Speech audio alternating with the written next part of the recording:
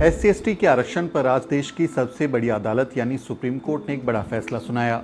इस फैसले का दलितों और आदिवासियों के आरक्षण पर गहरा असर पड़ने वाला है और इस बात की भी आशंका है कि इस फैसले के साए में भविष्य में SC/ST के आरक्षण को खत्म करने की कोशिश भी हो सकती है।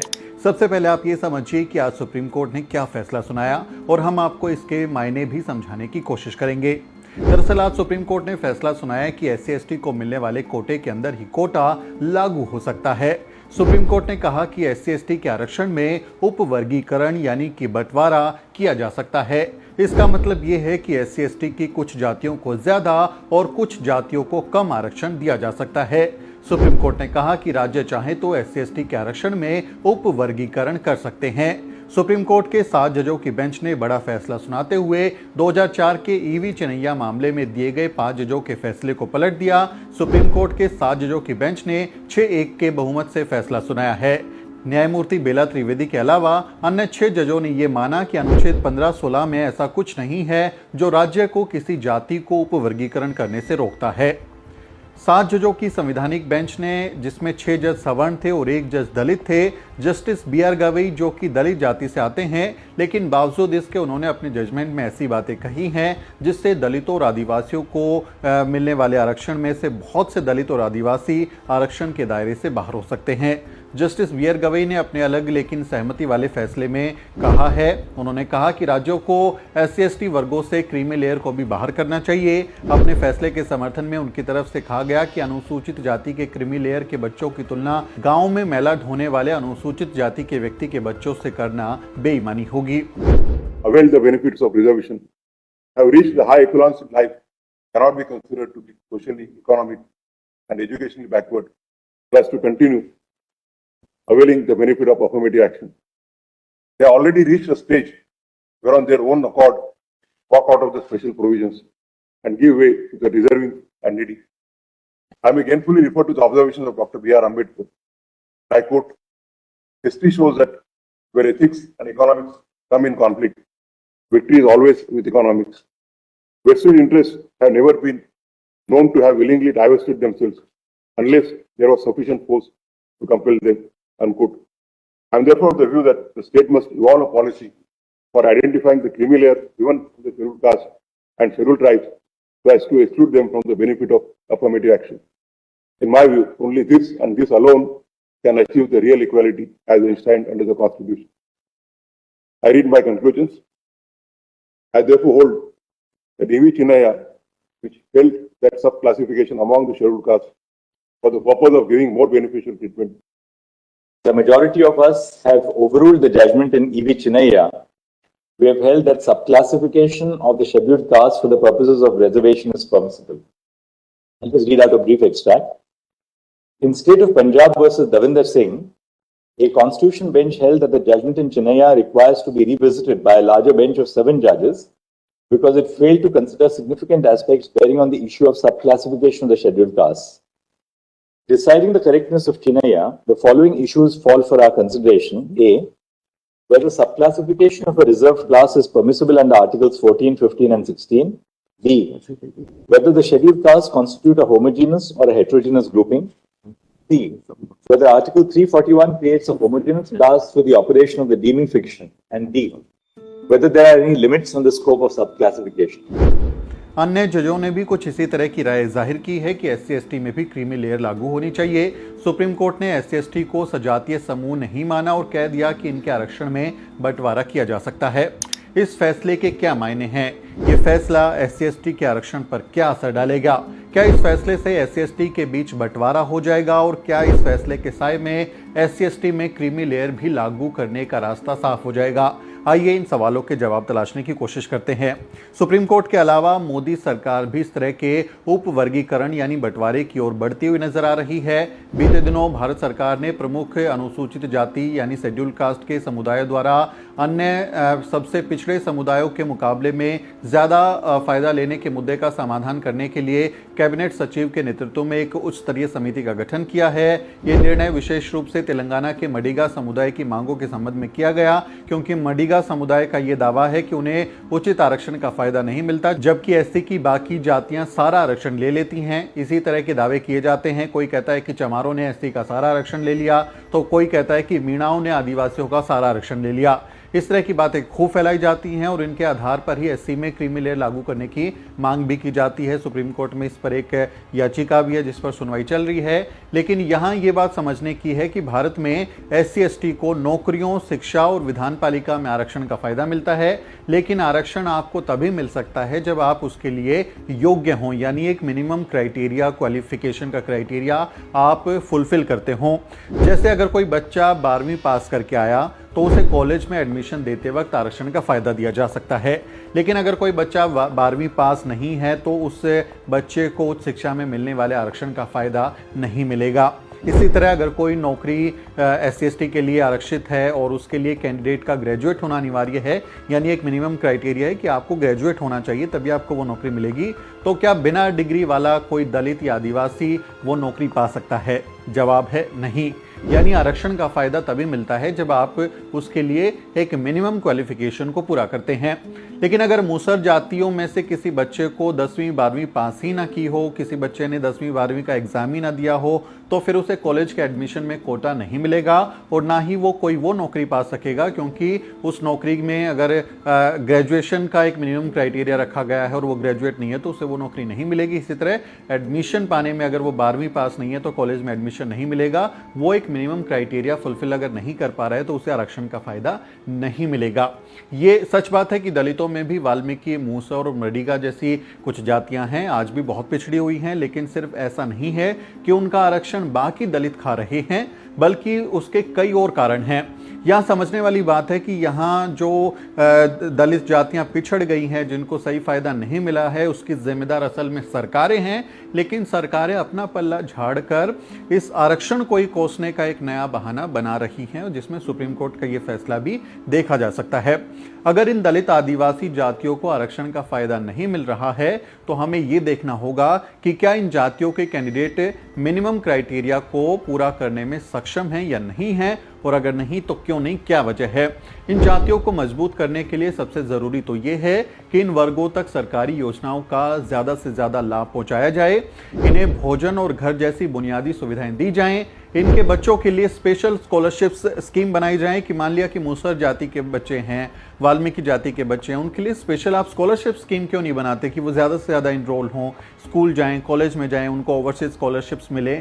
उसके लिए आप स्पेशल स्कीम नहीं बना रहे, उसके लिए आप पैसा नहीं लगा रहे हैं। आप देखिए इस बार के बजट में सिर्फ 95 करोड़ दिए गए हैं ओवरसीज स्कॉलरशिप्स के लिए, तो आप उसमें कोई स्पेशल प्रोविजन नहीं कर रहे, बल्कि आप आरक्षण के अंदर आरक्षण लागू करके एक तरीके का नया रास्ता बना रहे हैं और अपने आप को बचा रहे हैं।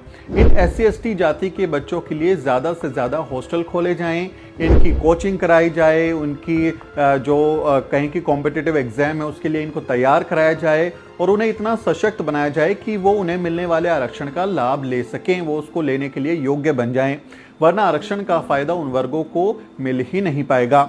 उदाहरण के लिए आप देखिए कि अगर कोई चमार कैंडिडेट नौकरी में आरक्षण ना ले तो क्या वो अपने आप ही वाल्मीकि को मिल जाएगी? मान लीजिए कोई एक नौकरी निकली है और वो चमार कैंडिडेट जाए ना, वो कहते कि भाई मैं नहीं जा रहा, तो क्या वो अपने आप किसी वाल्मीकि को मिल जाएगी?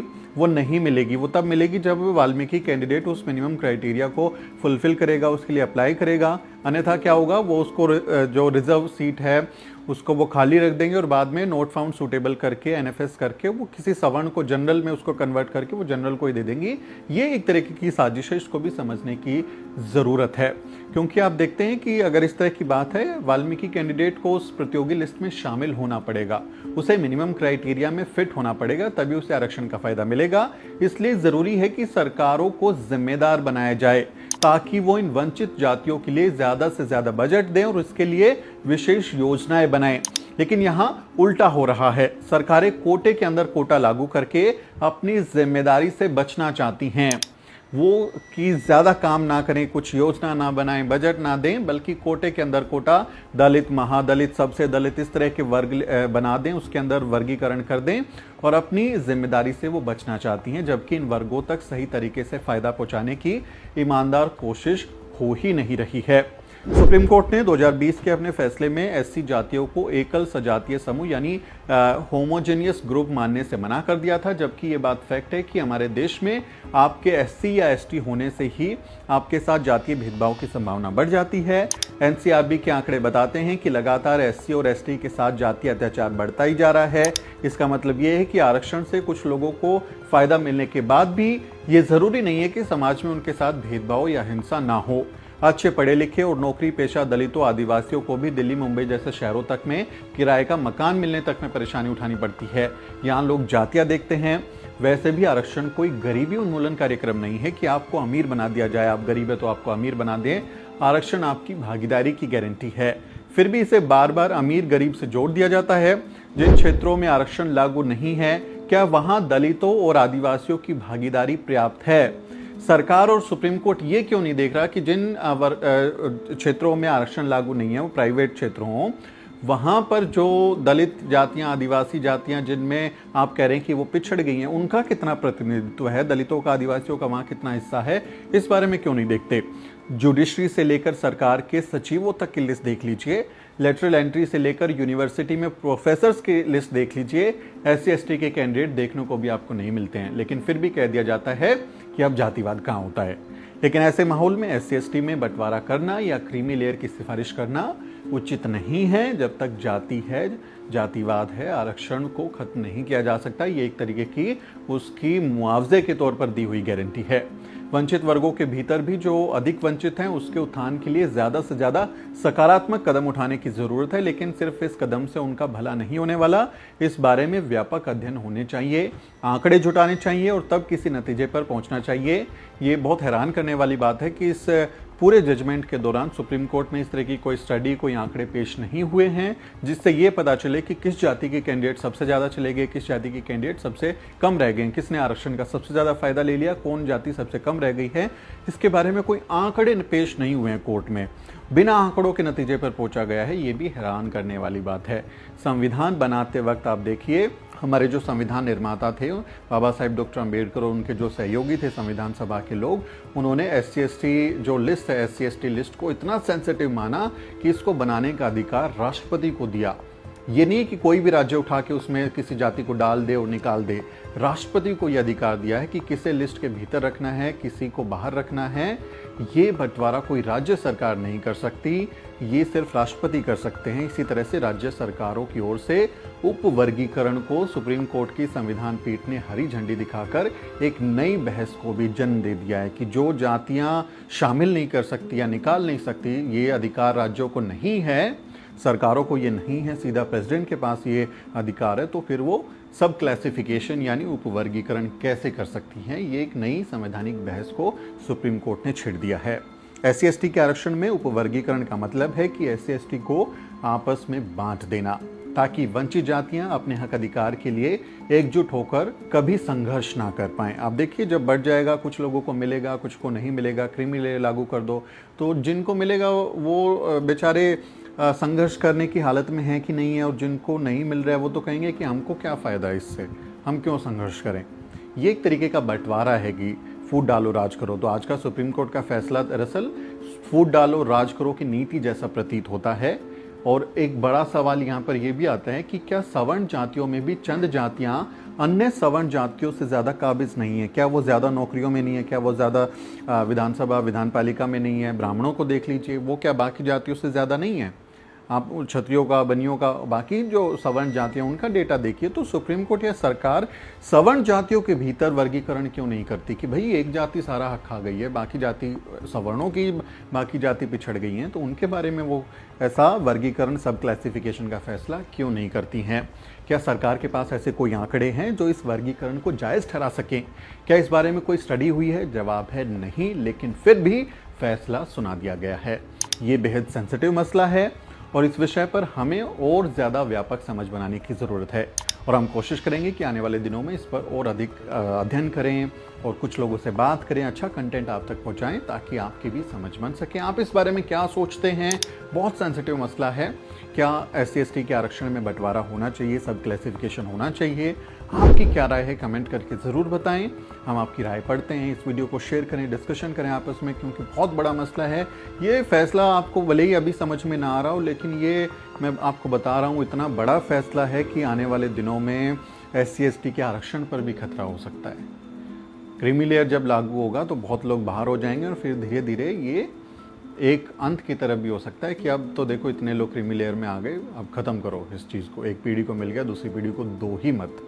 इस तरह की बातें हो रही हैं, तो बहुत सेंसिटिव मसला है। कमेंट करके बताएं, वीडियो को शेयर करें, चैनल को सब्सक्राइब करना ना भूलें। वीडियो के अंत में आपसे एक छोटी सी अपील।